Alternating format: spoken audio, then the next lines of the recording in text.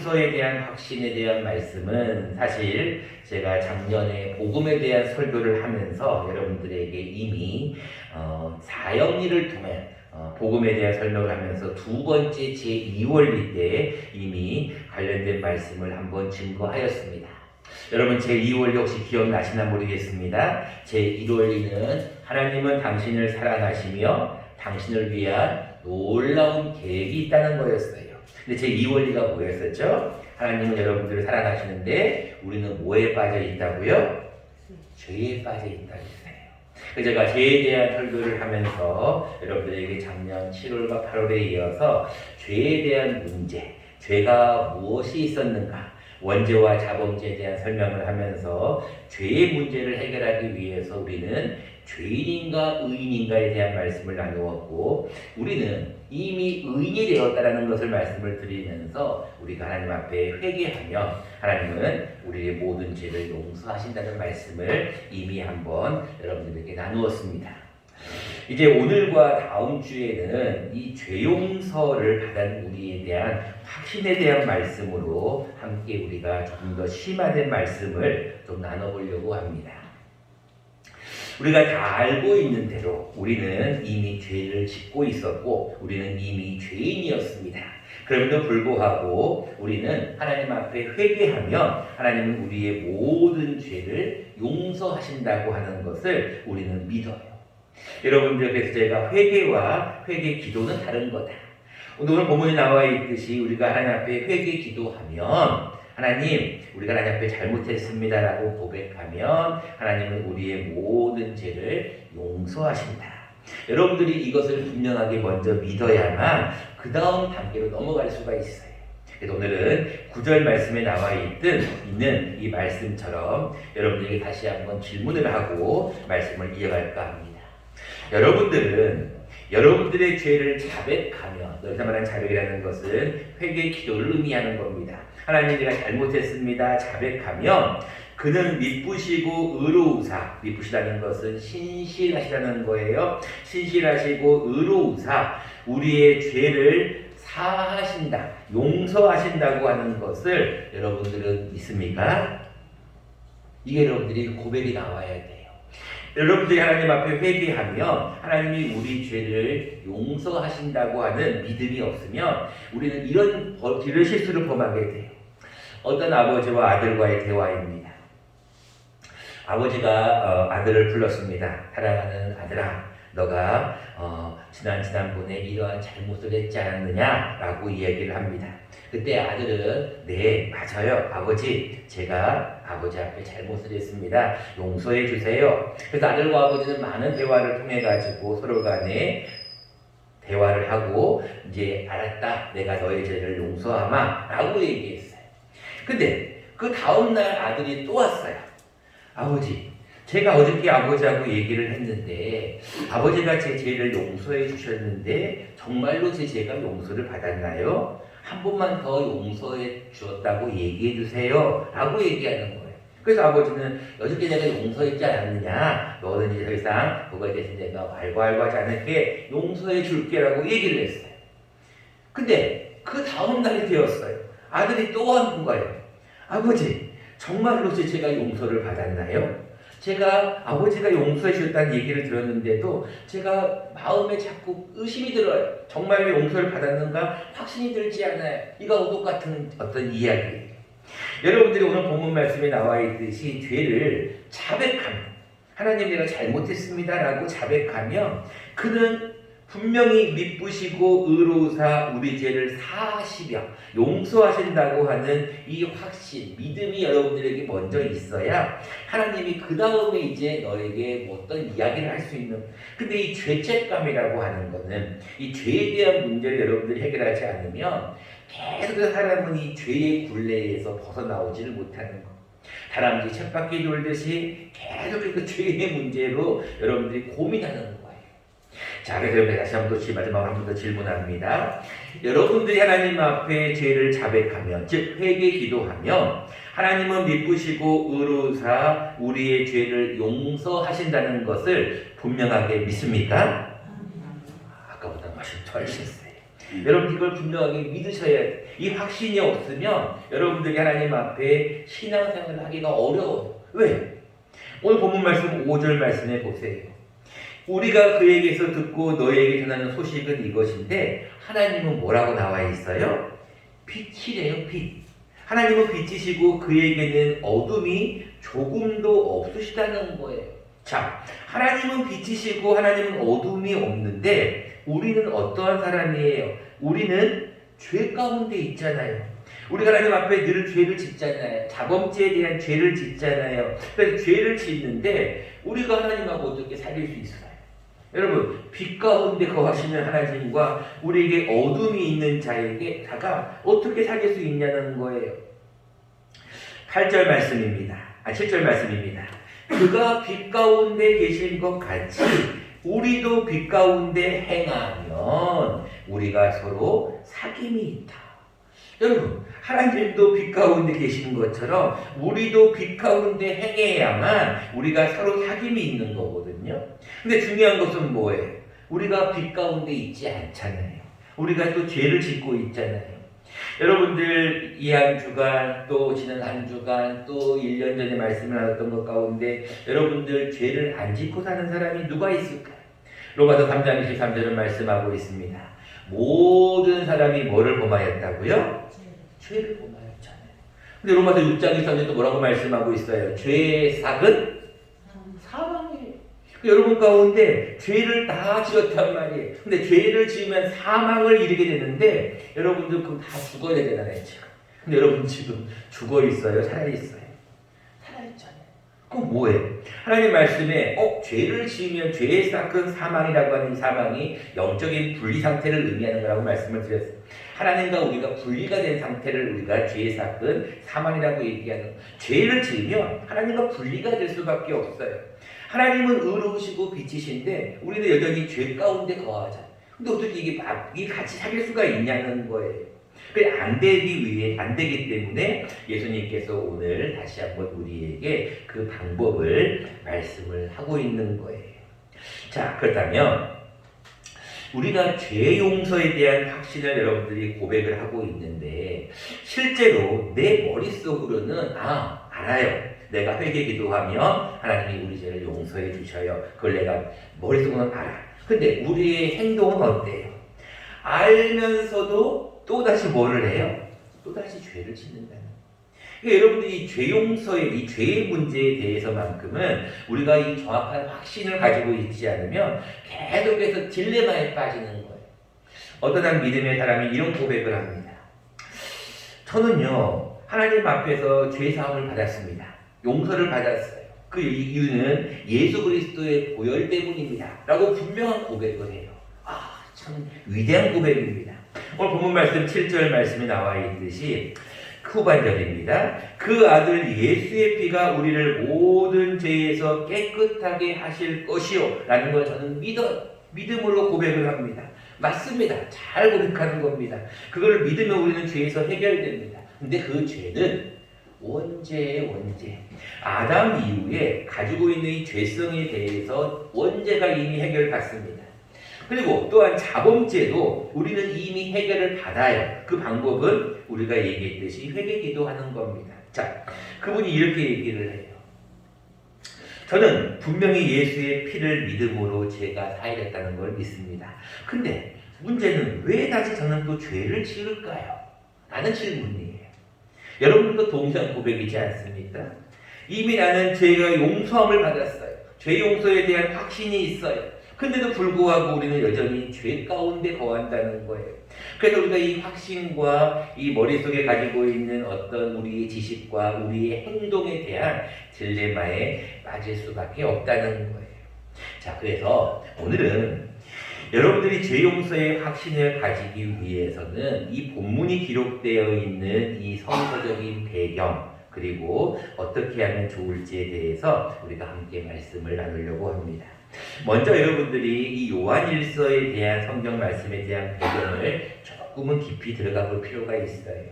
이것을 여러분들이 알지 못하고 그냥 말씀 한 구절만 읽으면 조금 여러분들에게는 수박 겉핥기가 되기 때문에 오늘은 이 요한일서의 배경에 대해서 먼저 잠깐 설명을 드리려고 합니다.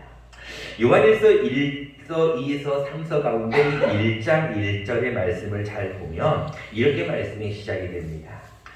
태초부터 있는 생명의 말씀에 관하여는 우리가 들은 바요, 눈으로 본 바요, 자세히 보고 우리의 손으로 만진 바라.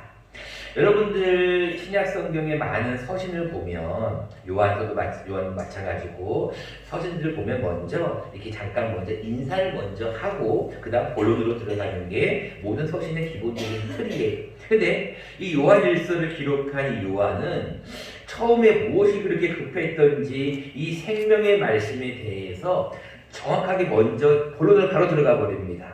이 생명의 말씀은 우리가 들었다. 우리가 눈으로 보았다. 자세히 보고 손으로 만졌다라는 이야기로 먼저 본론이 들어가게 됩니다. 똑같은 말씀을 2절에 한 번 더 나옵니다. 이 생명이 우리에게 나타난 바 되었는데 이 영원한 생명을 우리가 보았다. 또 한 번 더 얘기를 하고 그리고 우리가 이것을 너희에게 증언하고 전했다라는 것을 강조하며 이 말씀을 시작하고 있어요. 여러분들이 이 말씀을 조금 여러분들이 배경을 의미를 이해해야 될 부분은 뭐냐면 이런 거예요.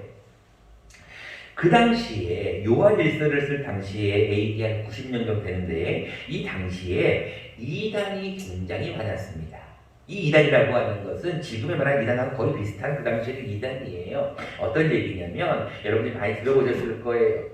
대표적인 이단 가운데 하나가 영지주의라는 거예요. 간략하게 말씀을 드립니다. 이 영지주의는 간단해요. 우리의 육신은 너무나 더럽고 추하기 때문에 육신은 멸망을 해야 될 것, 타락을 해야 될 것이다. 이 육신에 대해서는 굉장히 부정적인 관점. 그러나 이 영이라고 하는, 이데아라고 하는 이 영적인 세계는 굉장히 위대하다. 영적인 것은 굉장히 고상하다. 깨끗하다. 아름답다라고 하는 이원론적인 사고가 팽배해 있었어요. 이 사상이 무엇에까지 연결되냐면 예수 그리스도에 대한 모습까지 연결되는 거예요. 예수님도 마찬가지. 예수님의 육신의 모습은 거짓말이다. 그것은 타락되는 모습이고 타락한 육체일 뿐이고 예수님은 영으로서만 그가 부활하신 거고 승천하신 거라고 하는 그러한 사상으로 빠져버리는 거예요. 그런 잘못된 이상에 대해서 육신의 모습을 부인하는 그들을 향하여서 요한은 아니다. 그게 아니다. 예수님도 똑같이 우리와 죄성을 같이 하고 있는 사람의 모습을 갖고 태어났다는 것을 강조하는 거예요. 다시 말씀을 드립니다. 그 당시에 너무나 이단이 많아서 지금도 마찬가지지만 이미 육체는 더럽고 추하고 타락한 것이기 때문에 예수의 육체, 예수라는 분도 그의 육체는 거짓말이다. 여러분 홀로그램이라고 들어보셨나요? 어떤 물체가 이렇게 딱 있어. 근데 실제로 가서 보면 없어. 그런 것처럼 예수의 육신도 사실은 거짓말이다. 이 가여설이라고 하는데 그러한 사상을 가지고 있는 그들에게 아니다. 예수님도 사람이었다. 예수님도 죄를 가지고 있는 육신을 가지고 있었다라고 하는 것을 증거하고 말씀을 시작하고 있는 거예요. 자, 배경은 이 정도 까머지로만 하고 예수님이 이제 육신을 가지고 있었다는 것을 하게 되면 예수님도 똑같이 우리와 같은 죄를 가지고 있는데 예수님은 어떠한 모습으로 주님 앞에 죄의 문제를 해결했느냐를 이제 요한일서는 기록하고 있어요. 그것은 뭐였냐면은 3절 말씀이 나옵니다. 우리가 보고 들은 바를 직접 보고 들은 바를 너희에게 전하는 것은 뭐냐면 너희로 우리와 사귐이 있게 하려 함이니 우리의 사귐은 그 다음 말씀이 중요해요. 아버지와 아들 예수 그리스도와 더불어 누립니다. 즉 예수 그리스도는 사람이었다고 하면서도 그는 하나님 아버지였다. 하나님과 동등됐다는 거예요. 그래서 하나님과 예수 그리스도와 더불어 즉 하나님과 예수님은 하나라는 것을 먼저 우리에게 알려주고 있는 거예요. 자, 그렇다면 오늘은 죄 용서에 대한 확신의 말씀을 우리가 확신을 들으려면 어떻게 하면 좋을 것인지 두 가지 말씀을 함께 나누려고 합니다. 첫 번째입니다. 우리는 하나님 앞에 죄 용서에 대한 분명한 확신을 가지려면 우리는 먼저 우리는 다 죄를 가질 수밖에 없는 죄인이었었던 것을 동의해야 됩니다. 우리는 죄를 가지고 있다는, 죄를 지을 수밖에 없다는 것을 먼저 인정해야 된다는 거예요. 8절 말씀입니다. 만일 우리가 죄가 없다고 말하면 스스로 속이는 자, 또 진리가 우리 속에 있지 아니하다. 여러분 무슨 얘기예요? 우리가 죄가 없다고 말하면, 여러분은 다 죄가 있잖아요. 근데 죄가 없다고 말하면 우리는 스스로 속이는 뿐 아니라 진리가 우리 속에 있지 않다. 자, 첫 번째입니다. 여러분들이 죄 용서에 대한 확신을 가지려면 여러분들이 가장 첫 번째 해야 될 거는 나는 죄를 가지고 있다. 나는 죄를 지을 수밖에 없는 연약한 육체를 가지고 있다는 것을 인정해야 돼. 이게 누구와 똑같은 거냐면 예수님과도 같아. 예수님도 그랬잖아요. 예수님도 나도 연약함을 가지고 있다. 나도 똑같이 너희와 같이 연약함을 친히 체휼한다. 긍휼을 베푼다라고 얘기하셔요. 왜? 예수님도 똑같은 사람이었기 때문에. 근데 그 당시에는 예수님이 사람은 아니었다고 얘기를 하는 거예요. 인성을 부인해버리는 거예요. 그런 그들을 향하여서 아니다. 예수님도 똑같은 사람이었다는 것을 요한일서는 먼저 강조하려고 하는 거예요. 여러분도 마찬가지. 예수님도 죄를 지었고 예수님이 어떤 사람으로서의 죄성을 가지고 있는데 우리도 역시 죄를 지을 수밖에 없는 존재임을 인정해야 돼. 사도 바울은 여기에 대해서 뭐라고 얘기합니까? 내 안에 내가 너무나 곤고한데 내 안에 뭐가 있냐면 내 안에 어떤 다른 두 가지의 법이 함께 공존한다는 것을 계속해서 고민을 하고 있잖아요. 자, 그 말씀을 한번 우리가 자막을 보면서 한번 읽어보도록 하겠습니다. 시작. 그러므로 내가 한 법을 깨달았노니 곧 선을 행하기 원하는 나에게 악이 함께 있는 것이로다. 로마서 7장 21절 말씀. 자, 사도 바울이 하나를 깨달았는데, 한 법을 깨달았는데 그게 뭐냐면 선을 행하기 원하는 나에게 뭐가 함께 있다고요? 악이 함께 있다고 나와 있어요. 여러분 분명하게 말씀하고 있잖아요. 선을 행하기 원해요. 우리는 다 선을 행하기 원합니다. 여러분 가운데 선을 행하기 원치 않는 분 있습니까? 아무도 없어요. 특히 예수 믿는 사람은 다들 뭐라고 얘기하냐면 우리는 선을 행해야 됩니다. 특별히 착해야 됩니다. 빛을 빛대로 행해야 됩니다. 우리 세상의 빛과 소금입니다. 이런 얘기를 많이 듣잖아요. 근데 중요한 것은 우리도 하나님 앞에 선을 행하고 빛을 행하기 원하는데 우리는 여전히 뭐가 함께 있다고요? 악이 있는 거예요. 여러분들 이것을 인정해야 돼요. 예수님은 뭐라고 말씀하십니까? 이미 목욕한 자는 발밖에 씻을 필요가 없다고 하시면서 목욕에 대한 비유를 말씀하시잖아요. 여러분들 샤워를 하시고 오늘도 교회에 오셨을 것이고 어떤 이들은 깨끗하게 정리를 하고 몸을 닦고 오셨을 거예요. 근데 중요한 것은 뭐예요? 시간이 좀 지나보세요. 하루만 지나보세요. 우리 또 뭐 해야 돼요? 또 씻어야 돼요. 그 여러분 김양재 목사님, 예래 목사님은 그렇게 얘기하잖아요. 이 목욕탕 전도법에 대한 말씀인데 그는 계속 이런 얘기를 해요. 우리가 계속 목욕을 해도 또 시간이 지나면 또 씻어야 되는 것처럼 죄의 문제도 마찬가지예요. 우리는 매일매일 하나님 앞에 죄의 문제를 가질 수밖에 없다는 거예요. 왜? 우리는 뭐하기 때문에? 연약하기 때문이라는 거. 여러분들 이것을 먼저 인정해야지 그 다음으로 확신에 대한 것이 들어간다는 거예요. 자, 첫 번째는 인정하라는 거예요. 동의하라는 거예요. 나는 연약합니다. 주여 나는 부족합니다. 주여 나는 너무 연약하고 너무나 약합니다. 이것을 인정하라는 거예요. 자, 그리고 나면 두 번째로 해야 될 것이 이제 나옵니다. 자, 그것이 무엇이냐면 하나님 앞에 고백하라는 것입니다. 자, 10절 말씀을 보겠습니다. 만일 우리가 범죄하지 아니하였다 하면 하나님을 뭐하는 이로 만드는 것이니? 거짓말하는 이로 만드는 것이니 그의 말씀이 우리 속에 있지도 않다. 이게 무슨 말이에요? 우리가 범죄하지 아니하였다. 여러분 이런 사람이 있을까요? 첫 번째는 우리가 죄인입니다 라고 인정했어요. 근데 두 번째로는 우리는 아무것도 범죄하지 아니하였습니다. 죄를 짓지 않았습니다 라고 한 사람이 있을까요? 없잖아요. 우리는 하나님 앞에 범죄합니다. 우리는 끊임없이 계속해서 육신이 있는 동안만큼은 계속해서 죄를 지을 수밖에 없어요. 근데 우리는 다 범죄하는데 죄에 대한 범죄 사실에 대해서 여러분들이 뭐 하면 돼요? 하나님 앞에 자백하면 돼요. 하나님 잘못했습니다. 하나님 용서해 주세요 라고 자백하면 그는 미쁘시고 의로우사 우리 죄를 용서해 주시. 여러분 이 확신의 말씀을 여러분들이 꼭 믿으셔야 돼요. 제가 여러분들에게 한번 말씀을 드렸어요. 불이 났을 때 어디에 신고를 한다고요? 119에 신고해야 된다고. 우리 영혼이 불이 났어요. 영혼이 죄를 지었어요. 어디에 신고하라고요? 119에 신고해야 돼요. 근데 요한일서 1장 9절을 여러분들이 외워놓으시면 이 죄에 대한 문제에서 어느 정도 해방이 됩니다. 왜? 하나님, 내가 오늘도 그렇게 미워하지 말라고 했는데 오늘도 미워합니다. 내가 그렇게 말로 실수하지 말라고 들었는데 또다시 내가 말로 합니다. 내가 하나님의 영광을 돌려야 되는데 내가 또 나의 육신의 어떤 모습을 자랑합니다.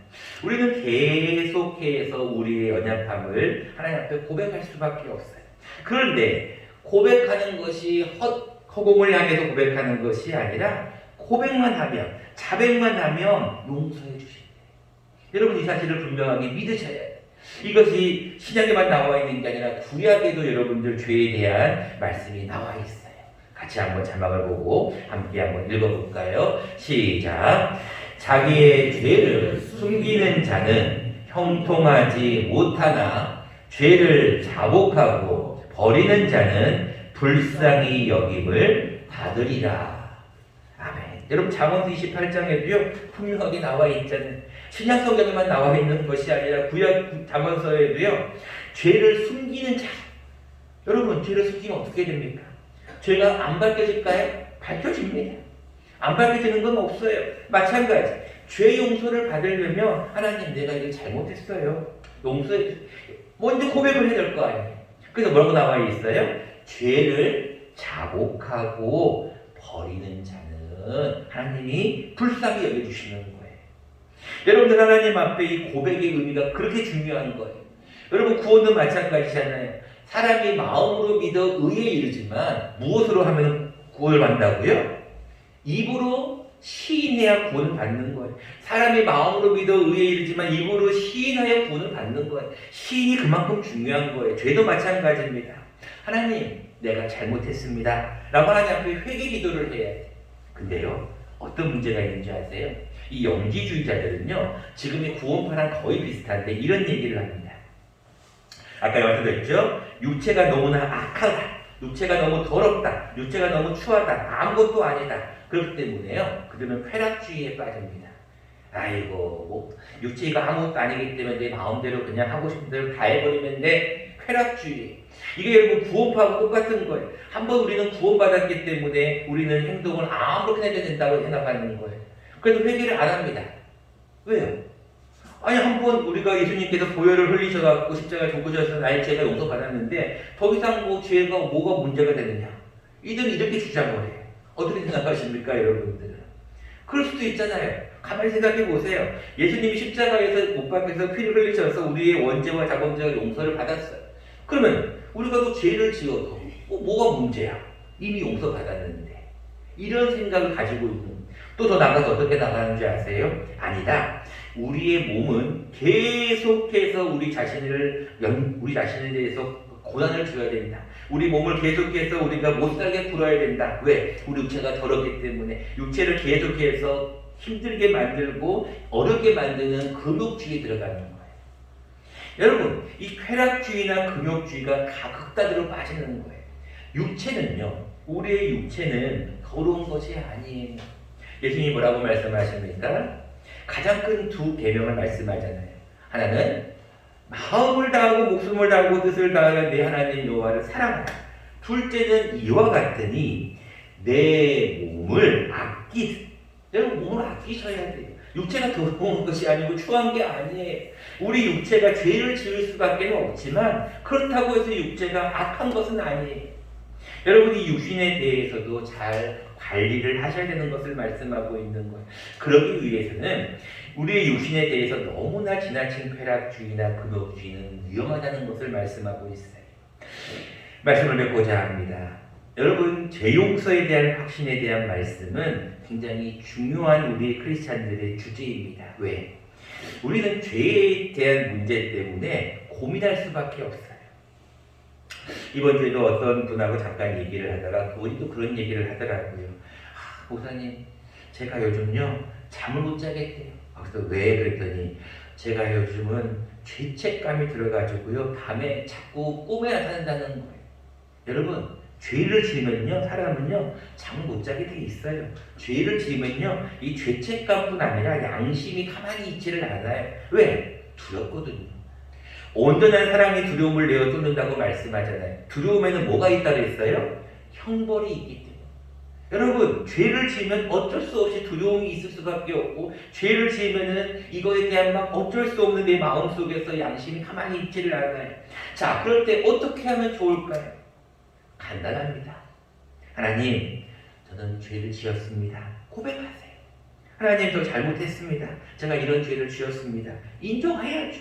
근데 아까 같이 쾌락주의나 금욕주의처럼 그렇게 인정 안 하면 안 돼요. 하나님, 내가 이거 여러분들이 다 잘 아셔. 못하는 분이 없어. 근데 문제는 뭐냐?